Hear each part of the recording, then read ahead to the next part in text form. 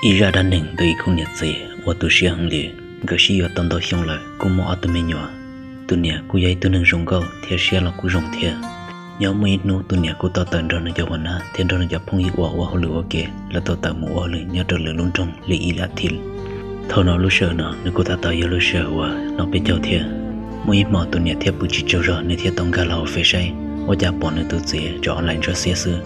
giờ lên tới tụi nhẹ theo lì xả đã hú giờ giả của tụi gì chẳng chỉ tao bự theo giờ nó thả lông gò là giờ vào đây chỉ này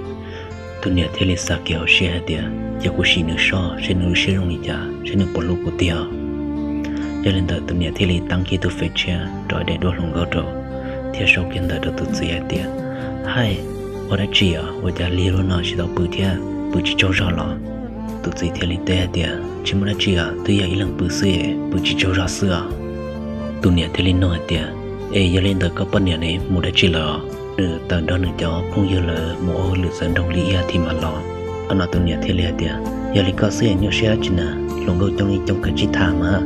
thì cho tụi bỏ là bỏ bự là nữa như chỉ bao liều, tụi nên để ý số một tóc cả, tụi gì mà té tiền, thật xin đó, giờ thì có sai có sự gì, cũng chỉ mua đã chỉ đâu có thả了, tụi nhẹ theo lên tiền. thật xin nó đau à, tôi giờ cũng bỏ cho tụi chính năng ấy, là những trong liên đời cũng theo lý hai liên đời đâu có xưa, giờ có chỉ nhận nó là thật xin đau à, xa địa, giờ cũng giờ tụi sau nó, anh ta tụi nhận thấy lên nông đua địa, giờ li có bao nhiêu lúc không bảo lý cha, ở giờ có chỉ có sẽ phải đầu nửa lý, tụi gì thấy lý tệ địa, có bao nhiêu lúc của hình à, nửa là tụi mình nhỏ đâu của, nửa chỉ đầu tiên của lối nửa giờ sợ nhẹ lo giờ mua, nửa lúc của tan trò, giờ đầu tiên nó chỉ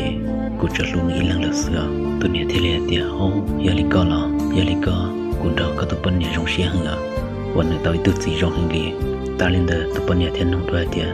có tụi bên nhẹ trong hiện tại giờ cha họ chẳng bự chỉ cho ra mà một cái nhiều xe đã chỉ lo tụi gì thế này thì tụi giờ chỉ muốn ra chỉ à tụi giờ cho bé cho lại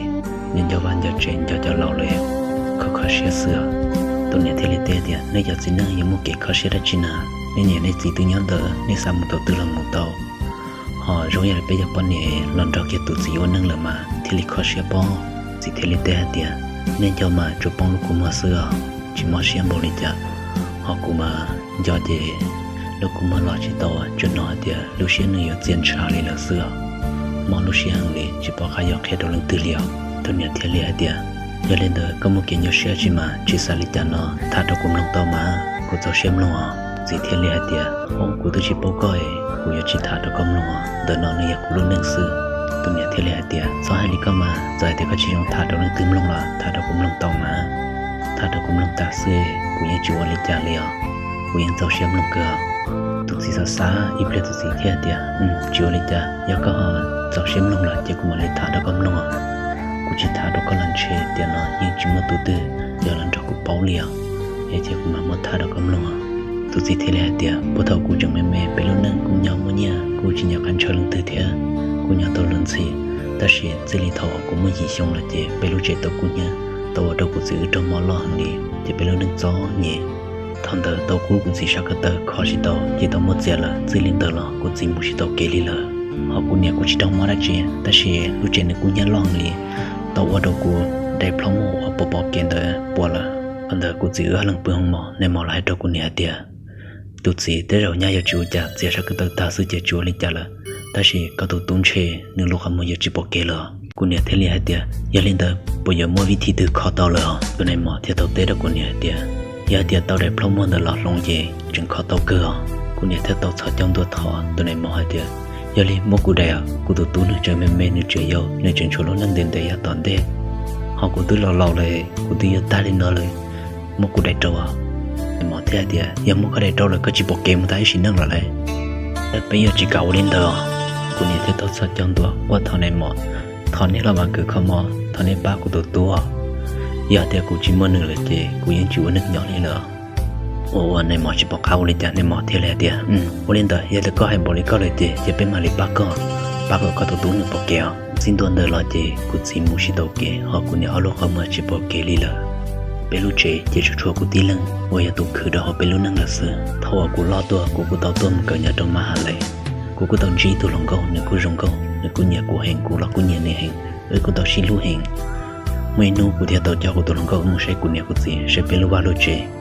thằng một dân tôi tỏ sự chế tôi lần có thiệt tôi hai tiền